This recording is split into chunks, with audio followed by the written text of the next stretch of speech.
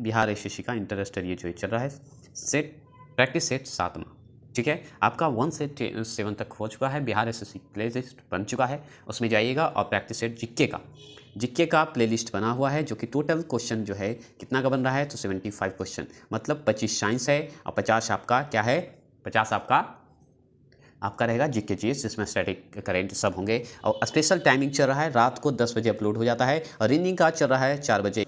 चलेंगे, निम्नलिखित में से कौन सा एक कार्यशील पूंजी के रूप में माना जाता है, ठीक है। इकोनॉमिक्स पे जो है मैं डालूंगा, लेकिन अभी साइंस का 25 क्वेश्चन चल रहा है, 2 बजे अपलोड हो जा रहा है, वो समापन की ओर है, टेंशन न लें। तो चलिए आगे बताइए कि इसका आंसर का जवाब देंगे, 4 ऑप्शन आपका जवाब है इस पर, चलिए टाइम वेस्ट ना करेंगे। तो चलिए निम्नलिखित में से कौन सा एक कार्यशील पूंजी के रूप में माना जाता है, बताएंगे। कार्यशील पूंजी के रूप में माना जाता है ऑप्शन नंबर ए, रुपये पैसे। याद रखिएगा, कार्यशील पूंजी मतलब जो हम लोग काम में यूज करते हैं, रुपया पैसा को यूज करते हैं, इसलिए कार्यशील पूंजी है, ठीक है। आगे की ओर चलेंगे, दूसरा प्रश्न आपके सामने है, आराम से मैं पढ़ूंगा, आप जो है स्पीड करके कर लेंगे। डैश है, खाली जगह है। बेरोजगारी तब होती है जब लोगों को वर्ष के कुछ माह को छोड़कर रोजगार नहीं मिल पाता है। याद रखिएगा, बेरोजगारी तब होती है जब लोग जो होते हैं वर्ष के कुछ माह को छोड़कर रोजगार नहीं मिलता है, तो वो बेरोजगारी होती है। क्या आपके सामने 4 ऑप्शन है, चलिए क्वेश्चन क्लियर करते हैं, आप जवाब देंगे। 4 ऑप्शन आपके सामने हैं, जवाब देंगे, 4 ऑप्शन है, जवाब देंगे। तो 2 का आंसर का जवाब देंगे, याद रखिएगा ऑप्शन नंबर सी, मौसमी। क्या दीजिएगा, मौसमी, याद रखेंगे मौसमी, ठीक है। क्या जवाब दीजिएगा, मौसमी, ठीक है। आगे क्यों चलें, चलिए तीसरा प्रश्न की ओर चलते हैं। तीसरा प्रश्न बताइए, तीसरा प्रश्न क्या है कि भारत में शहरी क्षेत्रों से प्रतिदिन प्रति व्यक्ति आवश्यक स्वीकृति औसत कैलोरी कितनी है, बताइएगा। अगर भारत में जो शहरी क्षेत्रों से प्रतिदिन जो हम लोग प्रति व्यक्ति जो आवश्यक स्वीकृति जो करते हैं, औसत कैलोरी कितनी है, हमारी औसत कैलोरी कितनी होती है शहरी क्षेत्र से, बताइएगा। भारत में जो शहरी क्षेत्र हैं, क्षेत्र में हम लोग प्रतिदिन प्रति व्यक्ति के अनुसार प्रतिदिन प्रति व्यक्ति आवश्यक स्वीकृति औसत कैलोरी कितनी है, बताइएगा। ये क्वेश्चन है, बता सकते हैं। आपके सामने तीसरा प्रश्न, तो याद रखिएगा 2100 कैलोरी हम लोग है, ठीक है, 2100 कैलोरी है, ठीक है। ये क्वेश्चन तो हमको नहीं लगता, पता नहीं कैसे पूछ दिया है, चलिए पूछा हुआ है। चलिए चौथा प्रश्न है, रबी की फसलें, ठीक है, रबी की फसलें बताइए। देखिए इसका आंसर का जवाब मिल गया, चलिए इसको थोड़ा स्लो कर देते हैं, क्योंकि ऐसा क्वेश्चन बहुत कम कहीं नहीं मिलता है। ये क्या है ना कि शहरी लोगों के लिए है 2100 कैलोरी, ठीक है। अगर पूछ दिया ग्रामीण लोगों के लिए तो 24 लिखिएगा, याद रखिएगा। ग्रामीण लोगों के लिए अगर पूछेगा कि प्रतिदिन प्रति व्यक्ति की जो आवश्यक होती है वो 2400 कैलोरी होती है ग्रामीण क्षेत्र के लिए, और शहरी क्षेत्र के लिए अगर पूछते तो 2100 कैलोरी। सोल्व हो गया, कोई दिक्कत नहीं होगा, है ना। अगर अच्छा लगे तो प्लीज़ सब्सक्राइब लाइक कीजिएगा। जो किताबों में नहीं मिल सकता उसका सोल्यूशन मैं कर दूंगा, और जो किताब में मिलेगा उसका सोल्यूशन तो आपको मैं एग्जाम के मतलब जो पॉइंट बाय पॉइंट तो दे रहा हूँ, वो में हो रहा है। चलिए आज रात तक आपको याद, कल आज या रात तक जो बिहार जीके चल रहा है 12 बजे डेली अपलोड हो रहा है, याद रखेंगे। बिहार से 5 से 10 क्वेश्चन पूछ रहा है स्पेशली, तो उसके लिए स्पेशल जीके चल रहा है 12 बजे, आपको अच्छा लगेगा तो। और याद रखिएगा प्राचीन से लेके आधुनिक भारत तक, यहाँ तक कि बिहार की भौगोलिक स्थिति तक का आपको 12 बजे अपलोड होते रहेगा, ठीक है, कम टाइम में, ठीक है, टेंशन ना लेंगे। रबी की फसलें बिहार जीके जो 12 बजे अपलोड कर रहा हूँ, उसमें आप सिर्फ सुनते जाइएगा और कुछ नहीं करना है, क्योंकि वो जब प्रैक्टिस सेट करते हैं ना तो उसमें आपको मिल जाएगा, क्योंकि आपको मैं वही चीज़ दे रहा हूँ जो आपको बिहार एसएससी में आ सकता है। मैं फालतू चीज़ों पे बहस नहीं कर रहा हूँ, ठीक है। चलिए रबी की फसलें खाली जगह है कि मौसम में उगाई जाती है, बताइएगा। रबी फसल जो होती है वो किस समय उगाई जाती है, आपके सामने 4 ऑप्शन है, बताएंगे। तो याद रखिएगा ये जो है हम लोग शीत में उगाते हैं, शीतकाल मतलब ठंड के समय।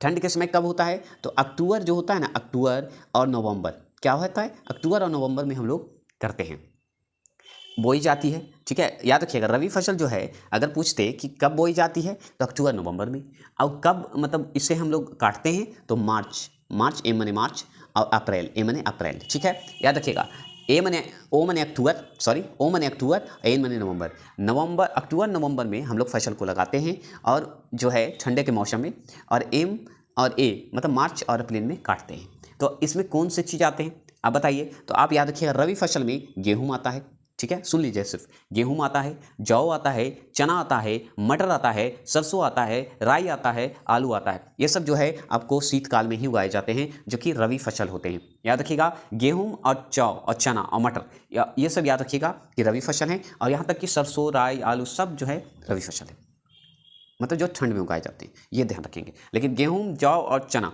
ये सब याद रखिएगा कि रबी फसल है। ठीक है, क्लियर। इस पर ज़्यादा टाइम इसलिए दिया क्योंकि इंपॉर्टेंट है। चलिए आगे बढ़ते हैं।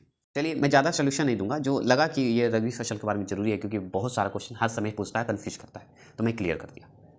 ठीक है, शॉर्ट देकर भी अगर एक दो बार सुनिए तो हो जाएगा। 5वां प्रश्न आपके सामने है। 5वां प्रश्न है, बहुत अच्छा प्रश्न है कि प्रधानमंत्री के अतिरिक्त, ठीक है, प्रधानमंत्री के अतिरिक्त मतलब प्रधानमंत्री के अलावा केंद्रीय मंत्रिमंडल के अन्य मंत्रियों की नियुक्ति निम्नलिखित में से कौन करता है। बहुत ही अच्छा प्रश्न है। अब जब प्रधान, ठीक है, तो चलिए इसका आंसर का जवाब देंगे। तो आप जानते हैं कि प्रधानमंत्री को करे या प्रधानमंत्री के जितने मंत्रिमंडल की नियुक्ति की बात हो, तो याद रखेंगे वो एक ही आदमी करते हैं, वो भी हमारे राष्ट्रपति। कौन करते हैं? राष्ट्रपति। ठीक है, आगे चलेंगे। आगे 6ठा प्रश्न आपके सामने है। 6ठा प्रश्न क्या है कि निम्नलिखित में से कौन भारत के उपराष्ट्रपति को पद और गोपनीयता की शपथ दिलाता है। बहुत ही अच्छा प्रश्न है और बहुत बार पूछा हुआ प्रश्न है, याद रखेंगे, ये भूलने का है ही नहीं। तो निम्नलिखित में से कौन जो है भारत के उपराष्ट्रपति को पद और गोपनीयता की शपथ दिलाता है, बताइएगा। वही आदमी कौन है जो कि गोपनीयता की शपथ दिलाएगा, इसके बारे में याद रखेंगे। इसके बारे में ज़्यादा डिटेल नहीं देंगे, क्योंकि जब प्रधानमंत्री उपराष्ट्रपति पढ़ाऊंगा, ऐसे राष्ट्रपति और उपराष्ट्रपति का मैंने अपलोड MCQ करवा दिया है, तो जानते हैं इसका जो है कौन करवाता है, राष्ट्रपति ही करवाता है, याद रखिएगा। उपराष्ट्रपति को पद और गोपनीयता की शपथ कौन दिलवाता है, तो उपराष्ट्रपति का कौन दिलवाता है, तो राष्ट्रपति दिलवाता है। ठीक है, कौन दिलवाते हैं, सॉरी, राष्ट्रपति। सम्मान देना चाहिए, राष्ट्रपति दिलवाते हैं। ठीक है, अब अगर पूछ दे कि महाभियोग कब चलता है, महाभियोग तो दोनों पे चल सकता है, तो 61वें अनुच्छेद के अनुसार राष्ट्रपति पे चलता है, ये ध्यान रखेंगे। ये बहुत इंपॉर्टेंट है, इसलिए मैंने बता दिया, जरूरी नहीं है, वो तो मैं राष्ट्रपति में बता दिया। 7वां प्रश्न क्या है? 7वां प्रश्न है कि यदि कोई ग्राम पंचायत विघटित होता है तो कितनी अवधि के भीतर चुनाव करवाए जाते हैं, बताएंगे। यदि कोई ग्राम पंचायत विघटित होता है तो कितनी अवधि के भीतर चुनाव करवाए जाते हैं। मैं 2 बार क्वेश्चन 3 बार क्वेश्चन पढ़ूंगा, आप इसका ऑप्शन का जवाब देंगे।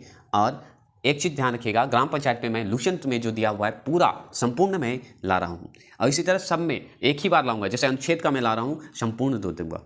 टोटल 200 क्वेश्चन तो 200 क्वेश्चन कि आप रिपीट सुन लें, कभी भी सोते समय सुन लें, लेकिन सुन लें, क्योंकि भाई क्वेश्चन आएगा तो आएगा। ठीक है, तो याद रखिएगा।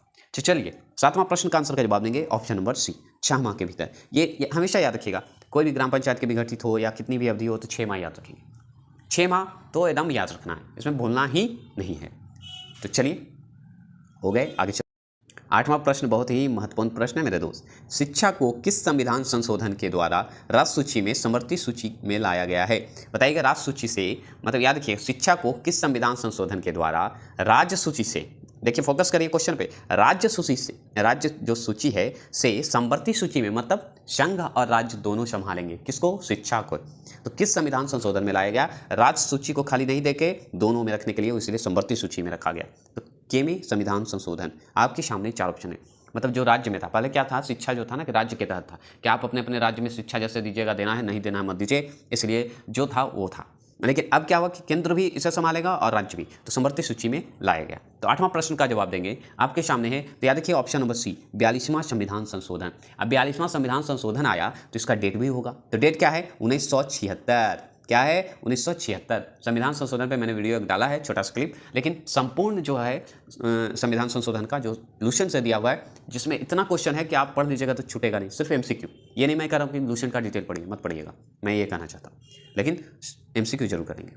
किसी भी चीज़ का MCQ हो आप ना छोड़ें, मैं ये चाहता हूँ, कोई भी बुक हो, छोटा बड़ा जो भी बुक हो। चलिए बहुत ही अच्छा प्रश्न है। देखिए पुस्तक पे मैंने पहला पार्ट डाल चुका हूँ, उसे लाइक और सब्सक्राइब कीजिए, सपोर्ट कीजिए, तो दूसरा पार्ट लाऊंगा। टोटल 300 क्वेश्चन है, उससे ज़्यादा अगर बिहार से क्वेश्चन पूछता है ना पुस्तक से, तो है ही नहीं कि पूछेगा, क्योंकि बहुत पुराना से आपको करंट तक क्वेश्चन है। चलिए, बाल गंगाधर तिलक द्वारा निम्नलिखित में से कौन सा अखबार शुरू किया गया था, बताएंगे। कौन सा अखबार जो है शुरू किया गया था, बताएंगे। आपके सामने 4 ऑप्शन है, क्या है, 4 ऑप्शन है, जवाब देंगे। तो बाल गंगाधर तिलक द्वारा निम्नलिखित में से कौन सा अखबार जो है शुरू किया गया था, आप बताएंगे। आपके सामने 4 ऑप्शन है। बाल गंगाधर जो तिलक थे, उनका अखबार का नाम बताना है, ऐसे भी क्वेश्चन पूछ सकते हैं, तो उनका नाम क्या था अखबार का, उनके अखबार का नाम क्या था, तो याद रखिएगा केसरी, जैसे थे बाल गंगाधर वैसे नाम रखे केसरी। ठीक है, केसरी याद रखेंगे। 10वां प्रश्न बहुत ही अच्छा प्रश्न है। इतिहास का मैंने छोटा छोटा पार्ट बहुत डाला है जब बीपीएससी का मैं तैयारी करवा रहा था, लेकिन मैंने सोचा कि अब इसका जब मैं करवा रहा हूँ बिहार एसएससी का, तो मैं कंटेंट बहुत अच्छे दूंगा और भरोसा किए हैं तो भरोसा मैं पक्का निभाऊंगा। आप टेंशन ना लें, 70 क्वेश्चन का तो वादा किया है तो 70 क्वेश्चन मैं दूंगा। एहोल प्रशस्ति, ठीक है, एहोल प्रशस्ति का संबंध निम्नलिखित में से किस राजवंश से जुड़ा था? बताएंगे एहोल जो प्रशस्ति है का संबंध निम्नलिखित में से किस राजवंश से जुड़ा था? बताएंगे। 10वां प्रश्न का जवाब देंगे तो ऑप्शन नंबर बी, चालुक्य राजवंश। याद रखिएगा, चालुक्य राजवंश से है। एहोल प्रशस्ति जैसे ही आएगा चालुक्य राजवंश को याद कर लीजिएगा, ठीक है। चालुक्य वंश जो थे वो 2 थे, तो एक याद रखिएगा ये बतावी, क्या नाम है इनका, वातापी, क्या नाम है, वातापी राजवंश के थे, ठीक है। एक थे दूसरे, एक पतापी। तो याद रखिए एहोल प्रशस्ति का संबंध जो है चालुक्य राजवंश से है, याद रखेंगे चालुक्य राजवंश से है। चलिए 11वां प्रश्न आपके सामने है। 11वां प्रश्न क्या बोलता है कि मौर्य साम्राज्य के बाद, ठीक है, क्या बोलेगा, मौर्य साम्राज्य के बाद निम्नलिखित में से किसने मगध पर शासन किया? देखिए मौर्य साम्राज्य के बाद बताइए, मौर्य के बाद, मौर्य जब हो गया था, मौर्य का जो समापन कहिए कि होने के बाद, अंत के बाद कौन बना था? तो याद रखिएगा नंद वंश को तो समाप्ति किया था, है ना, तो बचा तो नंद वंश को काट दीजिए तो बचा 3। अब 3 में से आप बता सकते हैं। तो याद रखिएगा शुंग वंश, शुंग राज साम्राज्य, कौन सा, शुंग वंश कहिए, शुंग राजवंश कहिए, शुंग साम्राज्य कहिए। तो मौर्य साम्राज्य के बाद जो है कौन आया था, शुंग साम्राज्य आया था। और मौर्य साम्राज्य किसे मार कर आया था? तो नंद वंश को। समझ रहे मेरी बात को? और चलिए अब ध्यान से, थोड़ा स्पीड करना पड़ जाता है क्योंकि बाहरी आवाज़ों से ज़्यादा क्या है कि जल्दी में गड़बड़ा जाता है। धीरे धीरे मैं कोशिश कर रहा हूँ, तो मैं देखिए अभी बाइक जाएगी, अब उसकी आवाज़ जाएगी तो क्या कर सकते हैं। चलिए, किस मुगल शासक ने मुगल साम्राज्य की राजधानी अस्थायी तौर पर आगरा से दिल्ली स्थानांतरित की? बताइएगा कौन ऐसा मुगल शासक था जो मुगल साम्राज्य की राजधानी को अस्थायी तौर पर आगरा से दिल्ली स्थानांतरित किया? मतलब आगरा था अब दिल्ली ले आया, कौन ऐसा शासक था? बताइएगा। आपके सामने 4 ऑप्शन है। 12वां प्रश्न का आंसर का जवाब देंगे तो याद रखिएगा मुगल का शासक जो शाहजहां था वो किया था। तो कौन किया था? शाहजहां। याद रखिएगा ऑप्शन नंबर डी। 12वां प्रश्न का आंसर का जवाब देंगे डी, ठीक है। कौन किया था? शाहजहां। कब किया था? तो याद रखिए 1638 में, ठीक है। 1638 में ही गद्दी पे भी बैठा था, एक तरह से समझिए। तो 1638 में मुगल साम्राज्य की राजधानी अस्थायी तौर पर कर दिया था। अब बताइए कि शाहजहां जो है कब से कब तक बैठा था? अगर डेट याद है तो कमेंट करेंगे, नहीं तो मुगल वंश का महामैराथन के रूप में ला रहा हूँ, अब तैयार रखिएगा। है सलाल बांध, ठीक है। बांध पे मैंने नहीं बनाया, बांध पे बना दूंगा, टेंशन ना लेंगे। तो शलाल बांध निम्नलिखित नदियों में से किस पर बनाया गया है? बताइएगा शलाल बांध जो है निम्नलिखित नदियों में से किस पर बनाया गया है? बताइएगा। एक बात मैं बोलना चाहता हूँ, अगर अच्छा लगे तो सब्सक्राइब करिएगा, लाइक कर दीजिएगा, कमेंट कर दीजिएगा। बात यह है, आप तो ये देखिए और कमेंट करिए।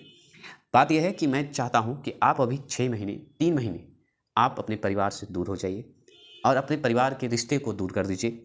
मैं चाहता हूँ, और मैं चाहता हूँ कि आप अपने सिर्फ माता पिता भाई बहन जो भी हैं उनसे जुड़ें, ऐसा नहीं कि नहीं, लेकिन बाहरी कामों से अगर कहें तो दूर हो जाइए, क्योंकि यही आपका 3-4 महीना आपकी ज़िंदगी बदल सकती है, अन्यथा बर्बाद हो जाएगी। क्योंकि मेरे दोस्त, वही जो आपको काम ले रहे हैं वही आपको बर्बाद करेंगे। इसलिए बुरा लगता है तो बुरा लगने दीजिए, निकलने के बाद आप उनके साथ हो जाइएगा। आप मना सकते हैं, अगर आपके पास धन दौलत और आपका अच्छाई है तो आपको कोई नहीं आपसे दूर होगा, ठीक है। अच्छा लगेगा तो प्लीज़ सब्सक्राइब कीजिए, आंसर दीजिए। तो याद रखिए चिनाब नदी, याद रखेंगे चिनाब नदी, याद रखेंगे सलाल बांध निम्नलिखित नदियों में से किस पर बनाया गया है? तो बताइएगा चिनाब नदी पे, ठीक है, चिनाब नदी, ठीक है। चिनाब नदी है कहाँ? चलिए, इनमें से कौन सी जो पद्धति है राजस्थान में इस्तेमाल की जाने वाली जल संचयन विधि नहीं है? बताएंगे। जल संचय विधि नहीं है, नहीं है, ध्यान रखेंगे। क्या है? नहीं बोल रहा है, क्या है? नहीं है। तो बताइए कौन नहीं है? बताइए, आपके सामने है कि कौन सी ऐसी पद्धति है जो राजस्थान में जो इस्तेमाल किए जाने वाली जल संचय विधि नहीं है? मतलब राजस्थान में जो है, जैसे नहर है, तालाब है, टंकी है, पानी है, कौन सा ऐसा है कि नहीं है, बनाया गया है? 14वां प्रश्न का आंसर तो याद रखिए कुल मतलब कुल होता है, गुल या कुल जो होता है वो विधि नहीं है। नहीं तो जोहाड़ है, टंका है, खड़ी है, ये सब जो इस्तेमाल किया जाता है। सॉरी।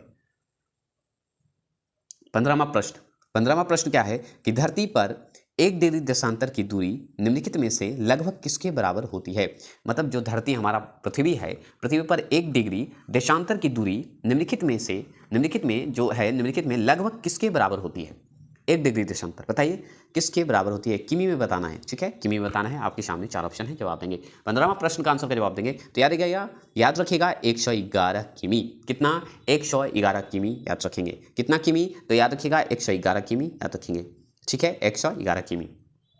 चलिए आगे चलते हैं।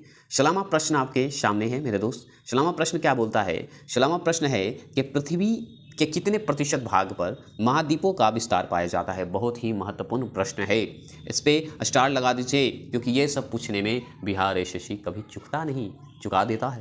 याद रखेंगे, पृथ्वी के कितने प्रतिशत भाग पर महाद्वीपों का विस्तार पाया जाता है? आपके सामने 16वां प्रश्न का आंसर का जवाब देंगे तो याद रखिएगा ऑप्शन नंबर याद रखेंगे बी। कितना? बी 29 से 30%। याद रखेंगे पृथ्वी के कितना प्रतिशत भाग जो है महाद्वीप का विस्तार पाया जाता है? तो 29 से 30%। याद रखेंगे हमारे स्तर पे 7 महाद्वीप में बांटा गया है। कितने महाद्वीप हैं हमारे पृथ्वी पे? तो 7 महाद्वीप हैं पृथ्वी के रूप। महाद्वीप अगर पूछ जाएगा तो क्या बोलिएगा? 7 महाद्वीप है। कभी गलती मत करिएगा, ठीक है। गलती होगा क्यों? कॉन्फिडेंस अपने आप में रखिए। कोई बोल देगा आप कमज़ोर हो, तो कमज़ोर थोड़ी हो, हर चीज़ में सब मजबूत होता है, बस डर नहीं होना चाहिए मन में। चलिए आगे चलते हैं। निम्नलिखित में से किस वैज्ञानिक ने पहली बार जीवित कोशिका के लिए प्रोटोप्लाज्मा शब्द का प्रयोग किया है? सोचिए, बहुत ही अच्छा क्वेश्चन है, ये तो मैंने बायोलॉजी में करवाया है। अगर आप मेरा बायोलॉजी का नहीं देख रहे हैं 2 बजे जो चल रहा है, तो आप समझिए चुक गए, बिहार एसएससी आप चुक गए, समझ गए? तो देखिएगा जरूर। निम्नलिखित में से किस वैज्ञानिक ने, कौन से ऐसे वैज्ञानिक थे, मैं क्वेश्चन को देखिए दूसरे तरीके से बता रहा हूँ, कौन से ऐसे वैज्ञानिक थे जो पहली बार जो है जीवित कोशिका के लिए प्रोटोप्लाज्मा शब्द का प्रयोग किया है? बताइए कौन सा ऐसे वैज्ञानिक हैं जो भाई प्रोटोप्लाज्मा का शब्द किए हैं, जो जीवित कोशिका है, मरल नहीं, जीवित। तो बताइए 17वां प्रश्न का जवाब देंगे।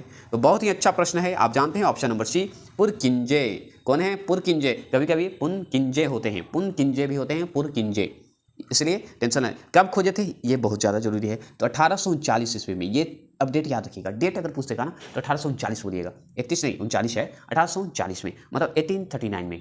क्या है? 1839 में, ठीक है, याद हो गया, क्लियर दिख रहा है। चलिए आगे चलते हैं। चलिए 18वां प्रश्न आपके सामने है। 18वां प्रश्न बहुत ही महत्वपूर्ण प्रश्न है। निम्न में से कौन मालवा पठार की महत्वपूर्ण नदी नहीं है? एक चीज ध्यान रखिएगा मेरे दोस्त, क्वेश्चन है तो पूरा पढ़िएगा, क्योंकि नहीं कभी कभी ध्यान नहीं देते, आंसर देके चला जाता, अच्छा मालवा पठार, अच्छा जवाब दे देते हैं, लेकिन यही गलती करते हैं और यही आपका रिजल्ट 1 नंबर 2 नंबर 5 नंबर चुक जाता है, और ये चुकना नहीं चाहिए, ठीक है। चलिए तो आप चलेंगे, ध्यान देंगे। तो ये बताइए कि निम्न में से कौन मालवा पठार का महत्वपूर्ण नदी नहीं है? कौन नदी नहीं है मेरे दोस्त? आपके सामने 4 ऑप्शन है, केन नदी, बेतवा नदी, चंबल नदी और महानदी। आपके सामने 4 ऑप्शन है, जवाब देंगे तो याद रखिएगा option number D, option number D Mahanadi. क्या जवाब दीजिएगा? महानदी। तो याद रखिएगा महानदी मालवा पठार की नदी नहीं है, ठीक है। इस नदी का उद्गम जो है छत्तीसगढ़ के रायपुर के समीप एक नाम जगह है, क्या नाम है इसका, धमतरी जिले में स्थित है। याद रखिएगा जिले से स्थित है, ठीक है, पर्वत श्रेणी से होता है। कौन? ये नहीं कि ये मालवा पठार से महत्वपूर्ण नदी नहीं है, तो केन्या है, चंबल है और बेतवा का आप चाहें तो बोल सकते हैं, ठीक है, लेकिन महानदी नहीं है। चलिए महानदी कहाँ से होती है अब तो क्लियर हो गया। चलिए नहीं तो दोबारा सुन लीजिएगा। वल्कनीकरण, एक चीज़ मैं बता दूं, जैसे क्वेश्चन मैं पढ़ रहा हूं, ठीक है, मैं एक बार पढ़ दिया वल्कनीकरण, ठीक है, लेकिन मैं चाहता हूं कि आप तोड़िए, समझिए। वल्क है, नीकरण जो है प्रक्रिया से रबड़ बनाने की खोज किसने की थी? बताएंगे वल्करणी जो क्रिया है उससे रबड़ बनाने की खोज किसने की थी? बताइएगा। 19वां प्रश्न का जवाब देंगे तो याद रखिएगा 19वां प्रश्न का जवाब option number B, Charles Goodyear. कौन है? चार्ल्स गुडईयर ने की थी। कब की थी? तो याद रखिएगा 1800 से लेके 1860 तक के लमसम में वो खोज किए थे, उसी के बीच मिला था, ठीक है। ये कौन से हैं चार्ल्स गुड जो हैं, ये देखिएगा, देखिए यहाँ पे बता देता हूँ थोड़ा डिटेल, ठीक है। इनका आंसर का जवाब तो याद आ गया, ऑप्शन नंबर बी है, ठीक है। कब किए थे? तो 1800 से 1860 मान के चलते हैं, ठीक है, दिया वर्डे, ठीक है। और इसका एक मेन पॉइंट है कि ये जो वैज्ञानिक थे अमेरिकीय थे, ए से अमेरिका, याद रखिएगा, वैज्ञानिक थे। कौन विज्ञान? केमिस्ट्री के विज्ञान थे, ठीक है, CHE केमिस्ट्री के विज्ञान थे, वैज्ञानिक थे, याद रखिएगा। चलिए 20वां प्रश्न आपके सामने है। निम्न में से कौन सा एक जैव पर्यावरण का एक प्रमुख घटक नहीं है। देखिए पर्यावरण पे जो पारिस्थितिक तंत्र पे है इस पर भी मैं करवाऊंगा, लेकिन 2 बजे ही अपलोड करूंगा क्योंकि साइंस के तहत ही डालूंगा, क्योंकि ये साइंस के तहत भी काम आ जाएगा और दोनों में काम आ जाएगा, ठीक है। तो इसलिए तो निम्न में से कौन एक जैविक पर्यावरण का एक प्रमुख घटक नहीं है? नहीं पूछ रहा, हमेशा ध्यान रखिएगा, नहीं पूछ रहा है। अगर घटक है तब दिक्कत हो जाती, क्योंकि आपको अब 4 ऑप्शन देखना पड़ते हैं। 4 ऑप्शन में आपको 4 ऑप्शन जवाब देना पड़ता है, एक ऑप्शन छाट के 3 ऑप्शन का जवाब देना पड़ता है। तो अब पूछ रहा नहीं है, अब कौन नहीं है ये बताना है। तो याद रखिएगा ऑप्शन नंबर डी जो है जल नहीं है। अब जैव पर्यावरण का एक प्रमुख घटक कौन है? तो प्रमुख जो है घटक नहीं है वो जैव है, ठीक है। कौन नहीं है? तो जैव नहीं है, जल नहीं है, याद रखेंगे अजैविक घटक है, ठीक है, याद रखेंगे। पौधा, जानवर, ये सब जो है अब घटक, ये सब जो है जैव पर्यावरण है, ठीक है, याद रखिएगा।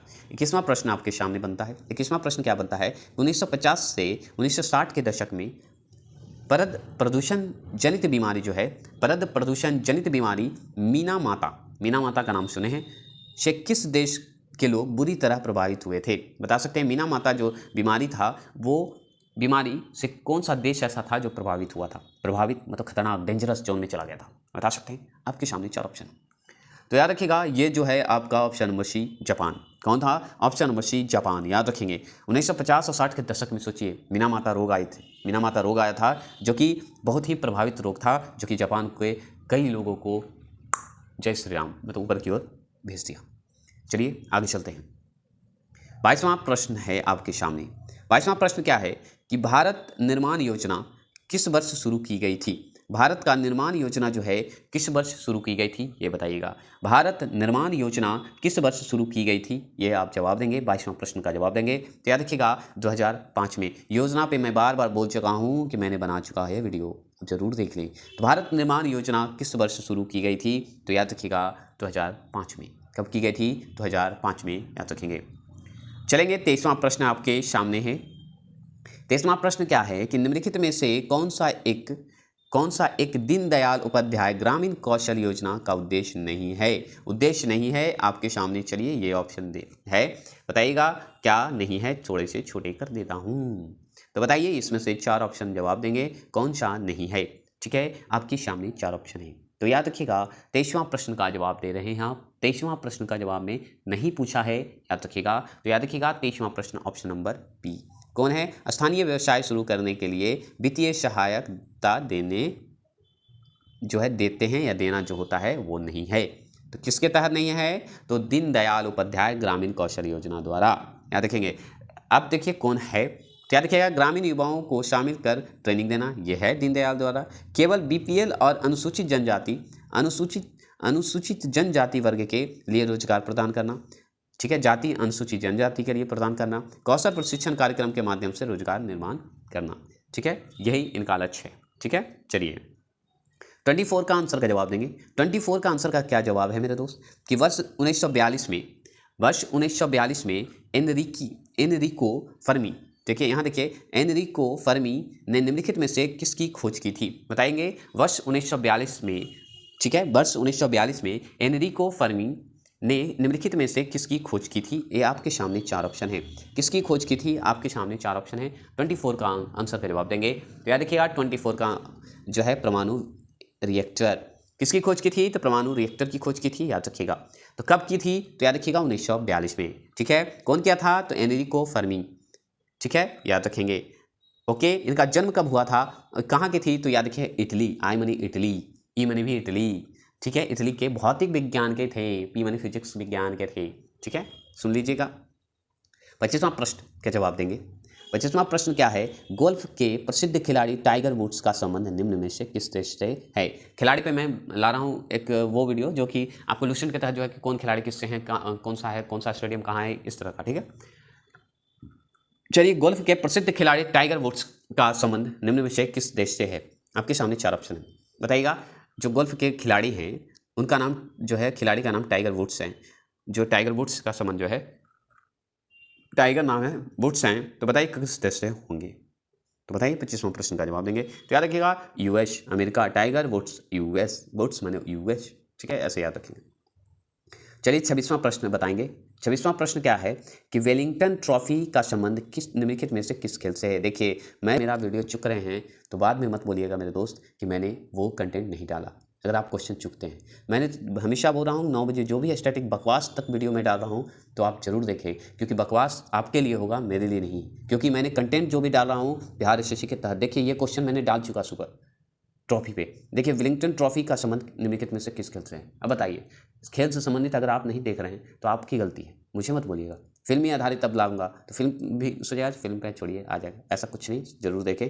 मुझ पर अगर भरोसा जता है तो मैं जो कंटेंट दे रहा हूँ प्लीज़ देखें, जीके के लिए प्लीज़। ठीक है, जवाब दे रहा हूँ 26 का आंसर का जवाब देंगे। 26 का आंसर का जवाब देंगे नौका खेना। नौका खेना जो होता है उससे संबंधित है। 27वां प्रश्न आपके सामने है। 27वां प्रश्न क्या है? निम्नलिखित में से कौन सा लोक नृत्य जो है लोक नृत्य रूप महाराष्ट्र से संबंधित है? बताइएगा। लोक नृत्य जो है महाराष्ट्र है। महाराष्ट्र की बात करते हैं तो लवनी को याद करते हैं। क्या सही बोला कि गलत बोला? अगर गलत बोला तो आप बताइए। नहीं, मैंने सही बोला, लवनी। ठीक है, लवनी डांस करिए और लोक नृत्य महाराष्ट्र को फेमस कीजिए। ठीक है, याद रखिए महाराष्ट्र पूछ रहा है। इसी तरह सभी राज्यों से मैं दे दूंगा। असम से कितना है, मैंने ऐसे तो बहुत डाला है, लेकिन बिहार बीपीएससी की जब तैयारी करवाता था उस समय का था, अब नहीं। अब तो आप लोग को बिहार एसएससी का करवा रहा हूँ। मैं एक ही पे फोकस कर रहा हूँ, बिहार एसएससी, बिहार बीपीएससी। अगर बिहार बीपीएससी वाले अगर देखना चाहते हैं सेट प्रैक्टिस को छोड़ के और सब चीज़, तो उनको काम आएगा। राहुल पर्व जो है का संबंध मुख्यतः निम्नलिखित में से किस राज्य के जनजाति समुदाय से? देखिए राहुल पर्व इसलिए फेमस, देखिए क्वेश्चन क्यों बना, क्योंकि ये करंट में भी चल रहा है और करंट में मैंने ये अपडेट डाला है। त्यौहार महोत्सव मैंने स्पेशली वीडियो बनाया है, वो भी करंट के 9 बजे जो डालता हूँ अपलोड करता हूँ। नहीं तो जाइए मेरे बिहार करंट अफेयर में और जाइए नीचे प्ले लिस्ट में चेक कीजिए। ठीक है, राहुल पर्व का संबंध जो है मुख्यतः निम्नलिखित में से किस राज्य के जनजाति समुदाय से है? आपके सामने 4 ऑप्शन है, जवाब देंगे। 4 ऑप्शन है, 28 का आंसर का जवाब देंगे। तो राहुल जो पर्व है वो बताइए निम्नलिखित में से किस राज्य से संबंधित है? 28 का आंसर का जवाब देंगे। तो याद रखिएगा झारखंड से संबंधित है। बहुत ही, और झारखंड वाले के लिए तो बहुत ही फेमस है। चलिए देखिए, अभी जस्ट मैंने सुबह पढ़ाया है, ये रेमन मैग्सेस पुरस्कार किस देश द्वारा प्रदान किया जाता है? सोचिए, रेमन मैग्सेस जो है पुरस्कार, ये पता है नोबेल पुरस्कार के टक्कर देता है। याद रखिएगा, एशिया का नोबेल पुरस्कार इसे कहा जाता है, रेमन मैग्सेस को। सोचिए ये क्वेश्चन बना, और इसी बताइए कहाँ से, किस देश द्वारा दिया जाता है? अब सोचिए किस देश द्वारा, एशिया में ही है, तभी तो एशिया का नोबेल पुरस्कार कहते हैं इसको। अब बताइए 29 का आंसर का जवाब देंगे। Option number C, Philippines. क्या है? फिलीपींस। सोचिए फिलीपींस से है। अब बताइए कि मैं कंटेंट डाल रहा हूँ, मैं इतना दे रहा हूँ, आपको मिला रहा हूँ, बता रहा हूँ कि कहाँ पे आ रहा है, तो आप चुप जाइएगा तो मैं क्या कर सकता हूँ बताइए? फिर हमें ब्लेम करिएगा तो नहीं कर सकते। लेकिन मैंने तो आपके लिए कंटेंट डाल रहा हूँ, और जो मुझ पर भरोसा कर रहे हैं वो 100% उनका आएगा, देखिएगा। चलिए, नॉर्मन बोरलॉ पुरस्कार, बहुत ही अच्छा पुरस्कार से मैं जल्दी लाने वाला हूँ, कल अपलोड हो जाएगा आपको, या आज रात तक अपलोड कर दूँगा, बस इस 10 बजे अपलोड होने वाला सेट प्रैक्टिस। बोरलॉ पुरस्कार किस क्षेत्र में उल्लेखनीय योगदान के लिए प्रदान किया जाता है? बताइएगा। आपके सामने 4 ऑप्शन है। नॉर्मन बोरलॉ पुरस्कार किस क्षेत्र में उल्लेखनीय योगदान के लिए प्रदान किया जाता है? 30 क्वेश्चन का आंसर का जवाब देंगे। ऑप्शन नंबर ए, बोरलॉ कृषि। याद रखिएगा, बोरलॉ कृषि क्षेत्र में याद रखेंगे। याद रखिएगा, अनुसंधान मन है तो याद कीजिए, और या अनुप्रयोग, देखिए कृषि याद रखेंगे। चलिए 30 क्वेश्चन क्लियर। देखिए, जो अगर पुस्तक का मेरा वीडियो देखे होंगे, जो पुस्तक का वीडियो देख रहे होंगे, उनको देखिएगा ये क्वेश्चन मिला होगा, लुसेंट से मैंने करवाया है, और ये क्वेश्चन देखिए अभी दे दिया, आज का सेट में दे दिया। बताइए, मैं वही कंटेंट दे रहा हूँ जो आपको काम आने वाला है। अगर मेरा पुस्तक का, अगर लुसेंट का जो पुस्तक का मैंने MCQ करवाया है, अगर वो चुक गए हैं तो मैं नहीं कर सकता। लेकिन देखिए जस्ट वो दिया है जो मैंने रात को अपलोड किया था पुस्तक पे, पहला पार्ट डाला है, आप उसे लाइक और सब्सक्राइब करके देखिए, और मैं दूसरा पार्ट दूंगा। मैं जो दे रहा हूँ एकदम 100% सही दे रहा हूँ। देखिए रजत रंगनी। अब देखिए रजत रंगनी जो है नामक पुस्तक से भारत के किस राज्य का इतिहास ज्ञात होता है? अब सोचिए किस राज्य का, तो जैसे ही रजत रंगनी याद आता है कलहन को याद करते हैं। कलहन इसके लेखक हैं, कौन है? कलहन याद रखिएगा। अब बताइए कलहन ऐसे कैसे पता? मैंने प्रैक्टिस सेट करवाया इसलिए मैंने बता दिया कलहन। अगर जो हमारे होंगे वो जरूर बनेंगे। तो कौन से? जम्मू कश्मीर से संबंधित है। याद रखिएगा, रजत रंगनी जो है नामक पुस्तक जो है भारत के जो केंद्र शासित प्रदेश हो गया है जम्मू कश्मीर, अब राज्य नहीं केंद्र शासित है, तो याद रखेंगे जम्मू कश्मीर। ठीक है, क्लियर? अब समझ रहे हैं, मैंने वही चीज़ दे रहा हूँ जो आपको फायदा हो।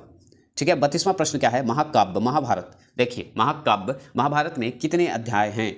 बताइए कितने अध्याय? पर्व भी कहते हैं, अध्याय बताइए। अरे यार, महाभारत का तो मत पूछिए, 18 अध्याय होता है। कितना बार देखिएगा? क्या 24 अध्याय होता है? कौन कमेंट किया? ऐसे कमेंट का जवाब मुझे नहीं चाहिए, आप जवाब दीजिए। 32वां प्रश्न का जवाब देंगे। मैं जो किया, क्योंकि मैं चाहता हूँ आपको कंटेंट बढ़िया मिले, तो आप याद रखिए 18 अध्याय। ठीक है, जो 18 दिए होंगे वो बहुत ही अच्छे जवाब दिए। 33वां प्रश्न आपके सामने है रफ। अरे यार, रफ जो एक लोक नृत्य है, इसकी उत्पत्ति मतलब किस राज्य से हुई है यही पूछ रहा हो, खाली उत्पत्ति डाल दिया, डैश दे दिया। देखिए क्वेश्चन को माने, रफ जो है एक लोक नृत्य है जो किस राज्य से संबंधित है, किस केंद्र शासित प्रदेश से संबंधित है, बताएंगे। राज्य केंद्र शासित प्रदेश दोनों से संबंधित है, बताइए। तो यार मेरे दोस्त याद रखिए, कहाँ है रफ? अब जहाँ है रफ वहाँ है राइफल। राइफल है कहाँ? जहाँ चलते थे बंदूक, वहाँ हो गए अब साइलेंट, बन गए वायलेंट। कौन सा आंसर है? जवाब दीजिए। हिंट मैंने दिया, कमेंट किया, बताइए। तो जम्मू कश्मीर, रफ जम्मू कश्मीर कमेंट किया था, मतलब एक तरह से जोक किया कि आप समझ जाएं, हिंट दिया था मैंने। 34वां प्रश्न क्या है? पंडित शिव कुमार शर्मा किस वाद्य यंत्र से संबंधित हैं? बताएंगे। कौन जो है पंडित जो है शिव कुमार शर्मा जो हैं किस वाद्य यंत्र से संबंधित हैं? वाद्य यंत्र, पंडित शिव कुमार शर्मा को याद रखिए। अब वाद्य यंत्र बताइए कौन से वाद्य यंत्र हैं। 34वां प्रश्न का जवाब देंगे तो याद रखिएगा संतूर, संतूर जो वाद्य यंत्र हैं उनसे। ठीक है, चलिएगा आगे चलेंगे। 35वां प्रश्न आपके सामने, गीता गोपीनाथ से संबंधित कथनों पर विचार कीजिए। याद रखिएगा, गीता गोपीनाथ से संबंधित कथनों पर विचार कीजिए। मैं एक बात करना चाहता हूँ, जो कि ये पर्सनली हम मुझ में और आप से बात है। मैं सभी को सम्मान करना चाहता हूँ, जो भी हैं मेरे साथ जुड़े हुए उन सभी को नमन करता हूँ और थैंक यू करना चाहता हूँ, क्योंकि मेरे लिए सब बराबर हैं, जैसे मैं आपके लिए बराबर हूँ। चलिए, जो सपोर्ट कर रहे हैं उनके लिए थैंक यू। गीता गोपीनाथ से संबंधित कथनों पर विचार कीजिए। आपके सामने 4 ऑप्शन है, जवाब देंगे। 35 का आंसर का जवाब देंगे। देखिए 35 का आंसर का जवाब देंगे तो ऑप्शन नंबर क्या होगा बताइएगा। तो याद रखिएगा तीनों सही होंगे। कौन सही होंगे? तीनों सही होंगे। याद रखिएगा 1 2 3 कैसे? तो याद रखिएगा गीता गोपीनाथ से संबंधित जो कथन है क्या है, वह IMF में शीर्ष भूमिका निभाने वाली पहली भारतीय हैं। याद रखिएगा पहली भारतीय महिला हो गई। ये IMF की पहली महिला मुख्य अर्थशास्त्री हैं, मतलब इकोनॉमिक वाले। ठीक है, इनका जन्म जो है 1971 में कोलकाता में हुआ था। किसका? गीता गोपीनाथ का। ये करंट भी हो गया, करंट में स्टैटिक बना दिया।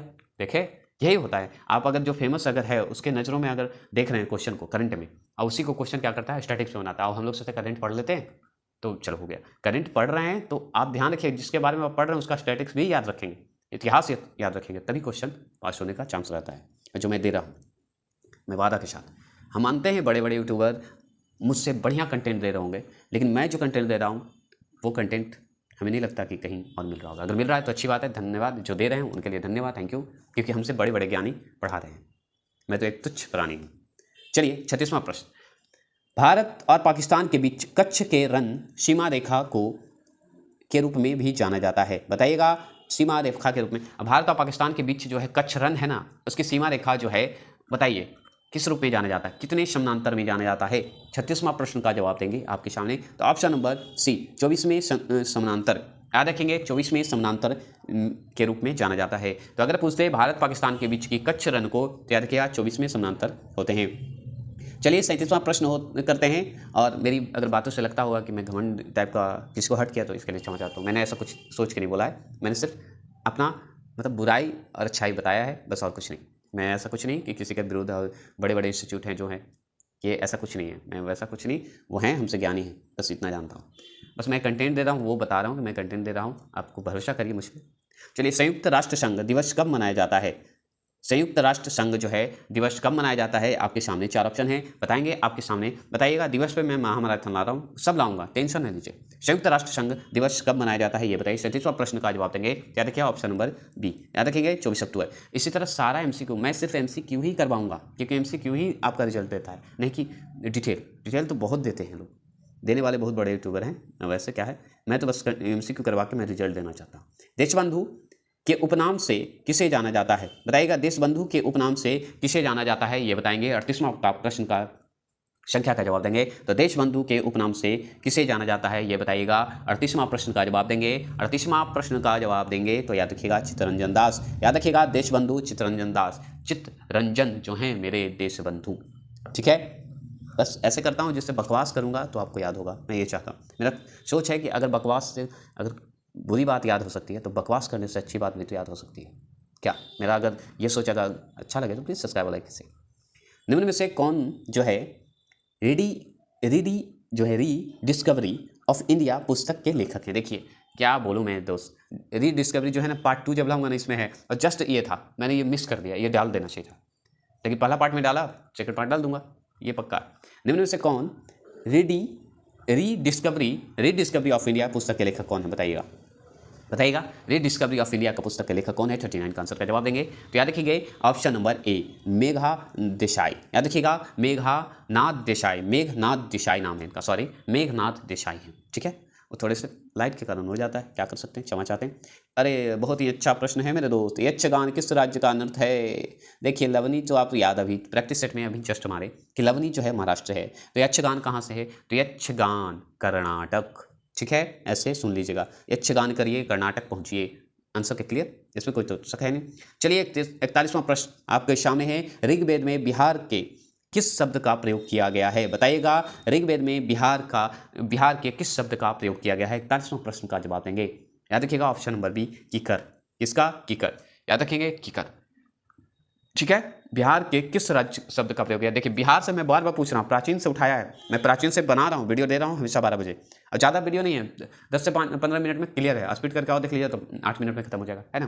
तो जरूर देख लेंगे। और मैं ये कहना चाहता हूँ कि आपका 1 लाइनर भी मैं करवाऊंगा, एक भी क्वेश्चन नहीं छोड़ूंगा। बिहार एसएससी का 1 लाइनर भी ला रहा हूँ, डिस्ट्रिक्ट का स्पेशली 1 लाइनर, जो कि मैं एक पोस्ट भी किया है, मैंने एक पोस्ट भी डाल दिया है कि 1 लाइनर आने वाला है, जो कि प्रीवियस ईयर रहेगा, याद रखिएगा जीके का। चलिए अच्छा लग रहा है तो प्लीज़ सब्सक्राइब लाइक करते चलेंगे।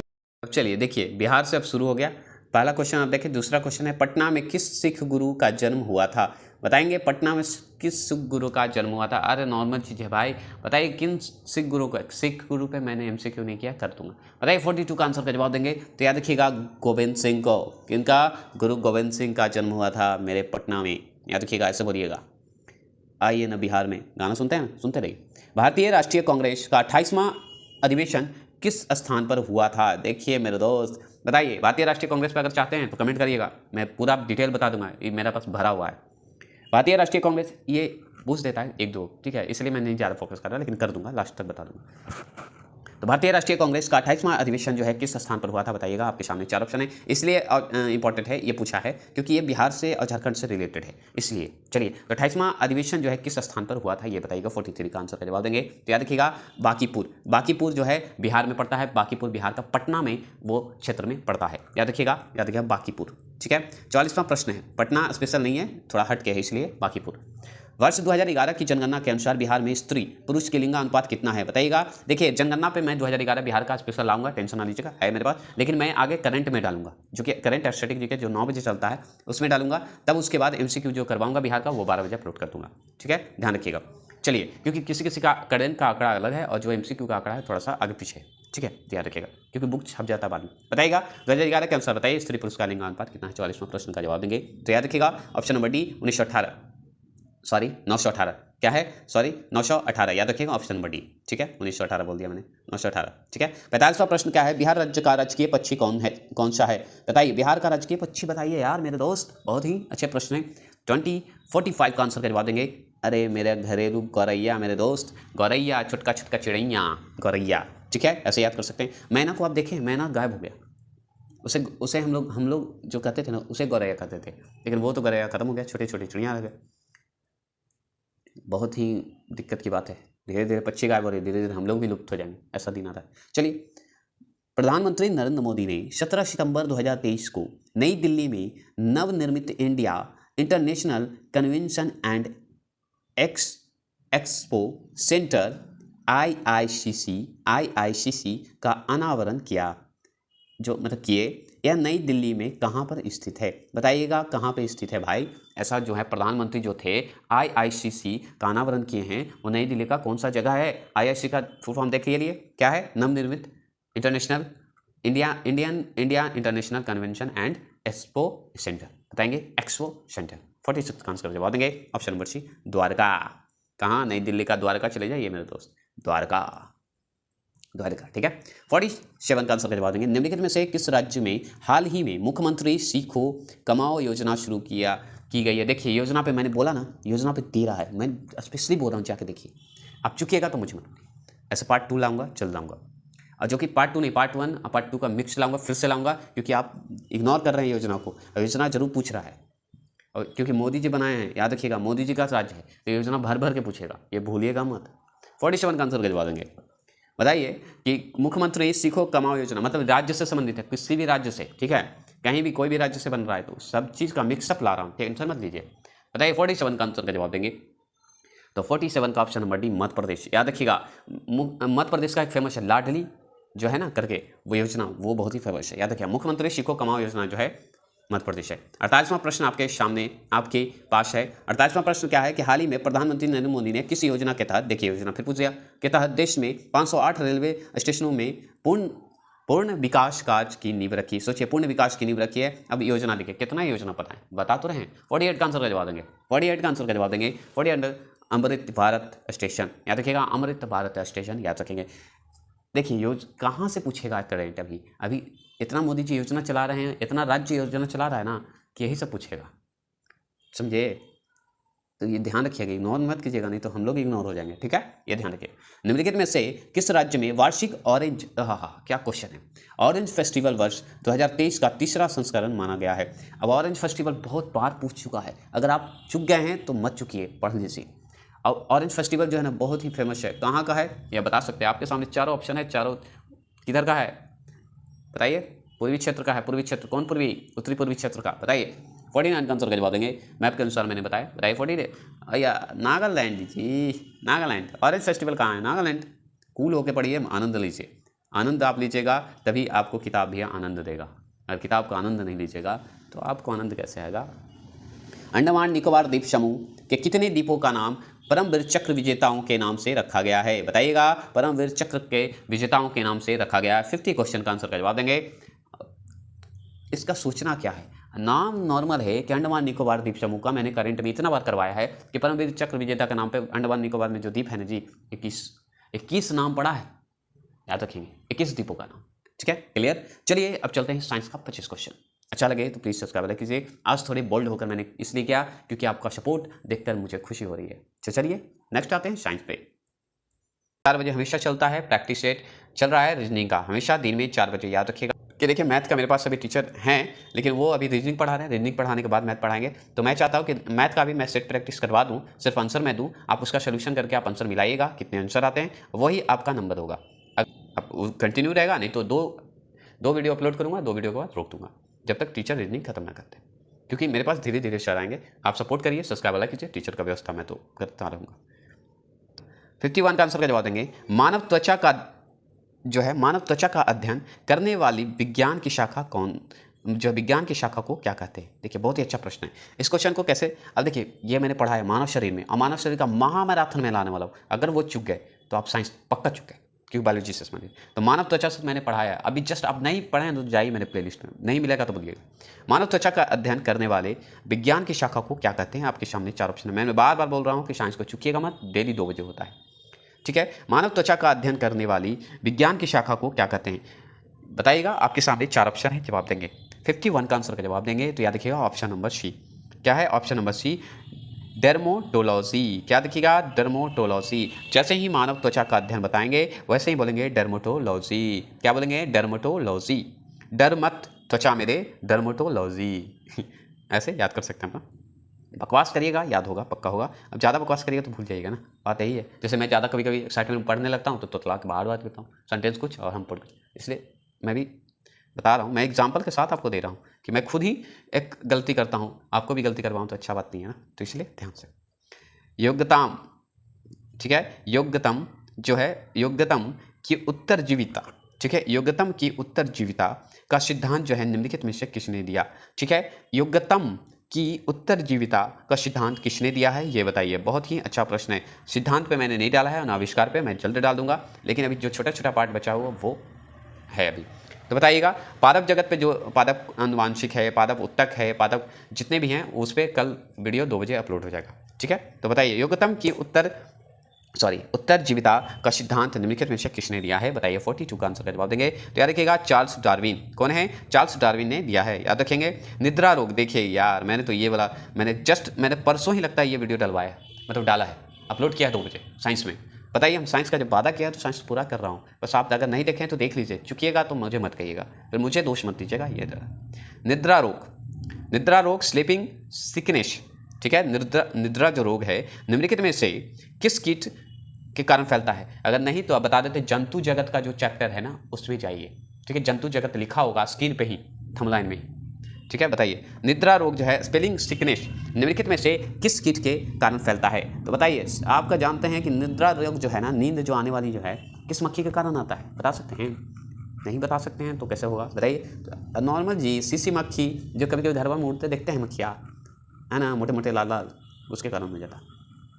चलिए 54 का आंसर का जवाब देंगे सुनिएगा, ग्लाइकोलिसिस। क्या सुनिएगा? ग्लाइकोलिसिस का अंतिम उत्पाद क्या होता है? अंतिम उत्पाद क्या होता है? अंतिम उत्पाद कहने का मतलब जो अंतिम रूप से कहाँ से होता है, ये पूछ रहा है। ग्लाइकोलिसिस, ठीक है, ग्लाइकोलिसिस का बताइएगा 54 का आंसर का जवाब देंगे। देखिए option number C, pyruvic acid. देखिए कहीं कहीं पायरुविक है और कहीं कहीं पायरुविक होता है, ठीक है, ऐसे दे देता है, ध्यान रखेंगे। तो पायरुविक एसिड होता है। 55 का आंसर का जवाब देंगे। 55 का आंसर का जवाब देंगे, दिए गए विकल्पों में उस ऊतक की पहचान करें जिसकी कोशिका गाढ़े साइटोप्लाज्मा, सेलुलोज की पतली दीवार और रिक्तिकाओं की प्रधानता वाली होती है। किसकी किसकी होती है? अब चलिए इसे मैं समझाता हूँ, कैसे समझाएंगे। जिनकी कोशिका जो है गाढ़े साइटोप्लाज्मा की तरह होगा, सेलुलोज की पतली दीवार की तरह होगा और रिक्तिकाओं की प्रधानता होगी वाली जो होती है, उसे क्या कहते हैं, ये पूछ रहा है। ऊतक का पहचान करना है, तो कौन सा ऊतक होगा बताइए। अब ऐसा कोशिका बताइए जिसमें साइटोप्लाज्मा, सेलुलोज, आपको रिक्तिकाओं, ये सब सम्मिलित हो, प्रधानता हो, वाली हो, तो बताइए कौन सा ऊतक होगा। 55 का आंसर का जवाब देंगे। आपके सामने ऑप्शन नंबर है सी, विभाज्यता। ऐसे पढ़ सकते हैं, विभाज्य ऊतक, तोड़ सकते हैं, ऊतक लग गया, ठीक है, ऐसे। चलिए विभाज्य ऊतक भी बोल सकते हैं, ठीक है, तोड़ने पर हो जाता है, संधि पढ़े होंगे तो आराम से हो जाएगा। 56 का आंसर जवाब देंगे, ठोस में किस प्रकार का तरंग संचरण करता है? बताइए ठोस में किस प्रकार का तरंग संचरण करता है? आपके सामने 4 ऑप्शन है। तो ठोस में किस प्रकार का तरंग संचरण करता है? आपके सामने 56 का आंसर का जवाब देंगे। तो याद रखिए 56 का आंसर का जवाब देंगे ऑप्शन नंबर सी। या तो अनुदैर्घ्य होता है या अनुप्रस्थ तरंग होते हैं। याद रखेंगे ठोस में किस प्रकार का तरंग संचरण होता है, तो या तो अनुदैर्घ्य तरंग होंगे या अनुप्रस्थ तरंग होंगे। मतलब एक ठोस का होगा, ध्वनि का होगा या प्रकाश का होगा। अनुदैर्घ्य अनुप्रस्थ, ये बताइए किसका है? अनुदैर्घ्य किसका है? प्रकाश का है कि ध्वनि का है? या अनुप्रस्थ क्या है? प्रकाश का है कि ध्वनि का है? ये बता सकते हैं तो अब करिए। प्रकाश का मैंने महामाराथन डाल चुका। चलिए 55 का आंसर का जवाब देंगे। न्यूटन मीटर एनएम निम्नलिखित में से किस भौतिक राशि का अघूर्णन एसआई यूनिट है? बताएंगे कौन सा भौतिक राशि है जिसका एसआई यूनिट है? बताएंगे, आपके सामने 4 ऑप्शन है। न्यूटन मीटर का बताइएगा भौतिक राशि क्या होगा? 57 का आंसर का जवाब देंगे। याद रखेंगे ऑप्शन नंबर बी। क्या है ऑप्शन नंबर बी? बल अघूर्णन एसआई मात्रक होता है, बल अघूर्णन। याद रखिए 58 का आंसर का जवाब देंगे। फटाफट चलेंगे, खत्म करेंगे।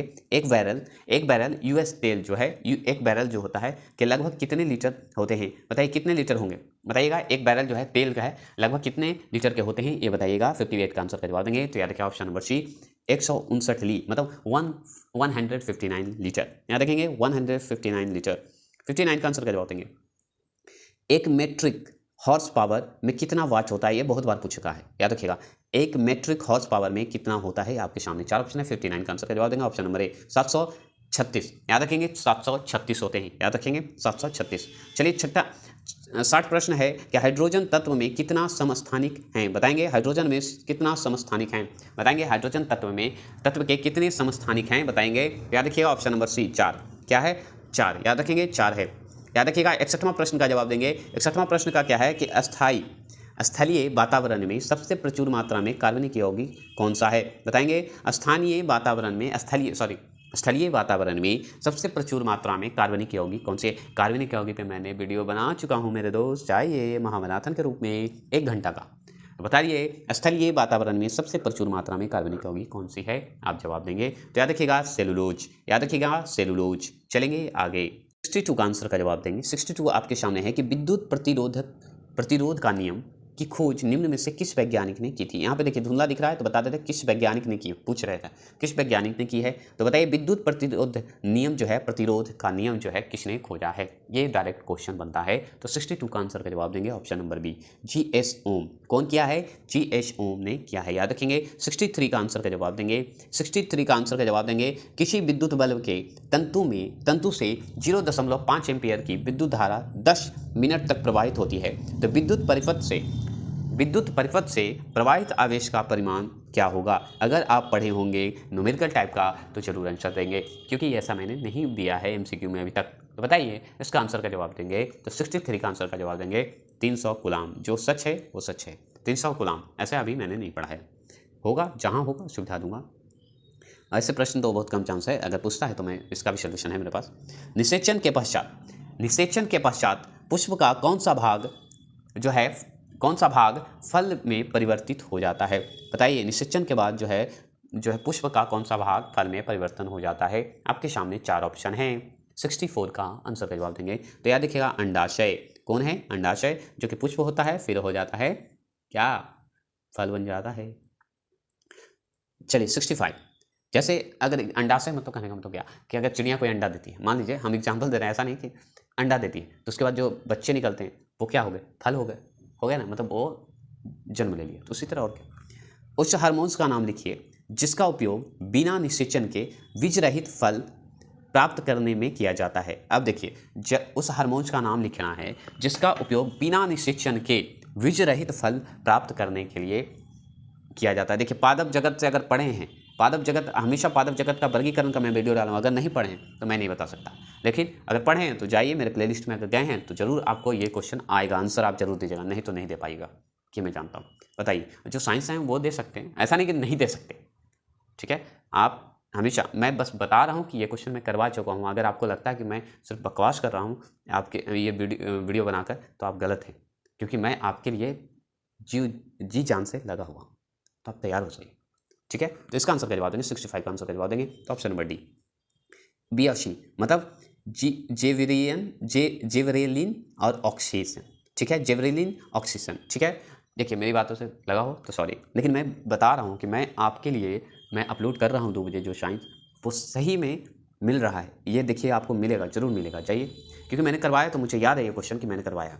ये क्वेश्चन आपका 7 प्रैक्टिस सेट में आ गया। सोचिए अभी कितना आएगा, टोटल 10 प्रैक्टिस सेट है, 15 करवाऊंगा और फिर उसके बाद फिर नया प्रैक्टिस सेट लाने वाला हूँ दृष्टि का, तो उसका करवाऊंगा, तो सोचिए कितना हो जाएगा।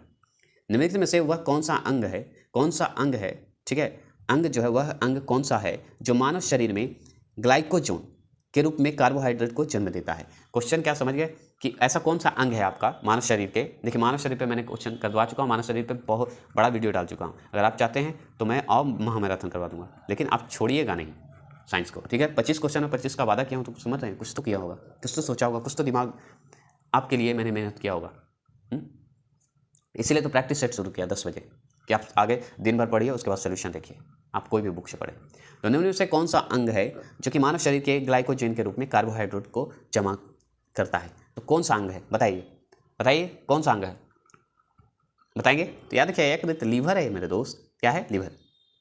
चलिए 67 का आंसर का जवाब देंगे। 67 क्या है कि बीज को परिभाषित किया जा सकता है। बताएंगे बीज को जो है हम लोग परिभाषित किया जा सकता है, तो बीज को हम लोग परिभाषित किया जा सकता है तो कैसे करेंगे बताइएगा। 67 का आंसर का जवाब देंगे तो ऑप्शन नंबर है परिपक्व बीजांड से। क्या करते हैं, बीजांड से करते हैं, परिपक्व बीजांड से, याद रखिएगा। 68 का आंसर का जवाब देंगे।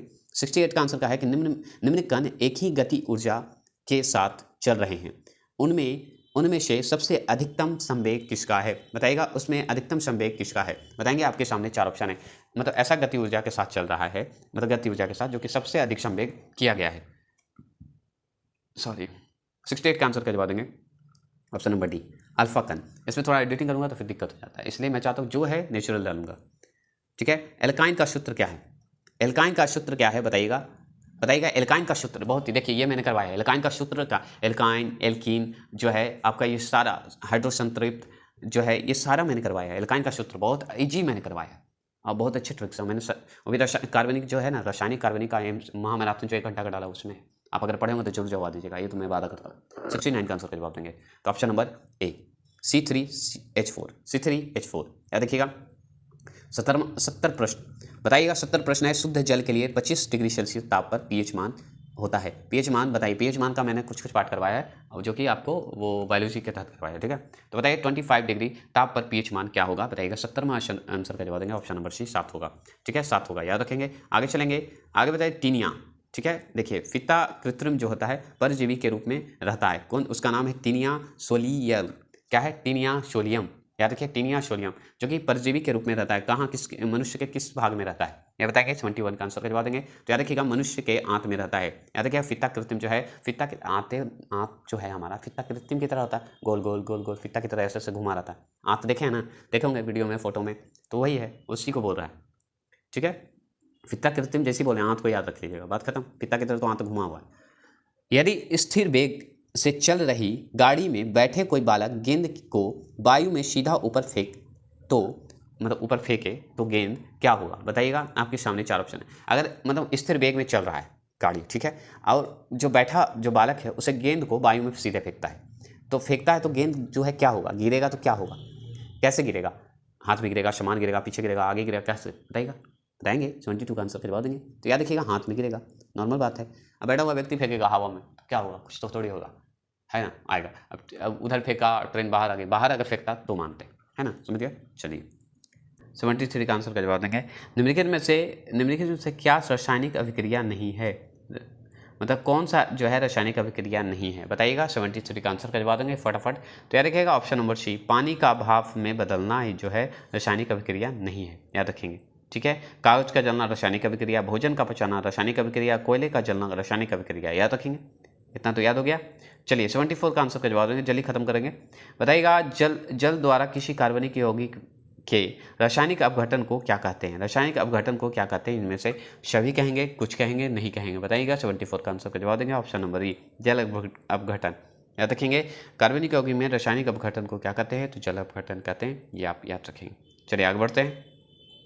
75 का आंसर का जवाब देंगे। 75 का आंसर का जवाब आपके सामने है कि निम्न अभिक्रिया में किस प्रकार का उत्पाद जो है प्राप्त होगा, बताइए किस प्रकार का उत्पाद प्राप्त होगा। आपके सामने 4 ऑप्शन है, जवाब देंगे किस प्रकार का उत्पाद होगा, मतलब ये जो मिलेगा मिश्रण, मतलब जो आपका सूत्र के अनुसार मिलेगा, तो किस प्रकार का उत्पाद होगा आप देख लीजिएगा। इसका आंसर का जवाब मैं बता देता हूँ, क्योंकि जल्द टाइम ज़्यादा हो रहा है और ज़्यादा भाग रहा है, और ज़्यादा MCQ नहीं होते, बोर हो जाते हैं लोग। चलिए 71 का आंसर का जवाब है ए। ठीक है, सफ़ेद जिलेटिन अपिच, याद रखिएगा। चलिए मैं क्लियर कर दिया, इसका आंसर देखिएगा। जय हिंद, जय भारत। अच्छा लगे तो प्लीज़ सब्सक्राइब लाइक करना ना भूलिएगा।